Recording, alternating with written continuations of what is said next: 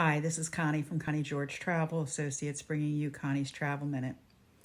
Unless you're going to walk off your cruise ship on the last morning, and that is a thing, it's walk off, which is a whole other conversation, you're going to need to put your bags out the night before you disembark your cruise. Now, the cruise lines are going to let you know what the deadline is. It's usually around 9 or 10 p.m., might be 11 p.m. And I want to give you a few quick tips to be sure, first of all, that you have identification on the outside and inside of your suitcase.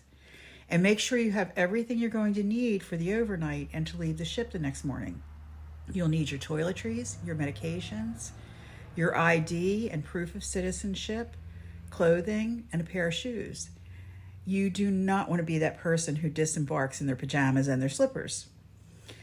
Unless you set up your luggage to be taken directly to the airport, you'll have to collect it in the port terminal. So you'll have it with you when you transfer to the airport.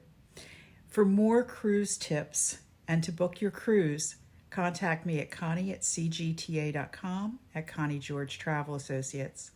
Take care.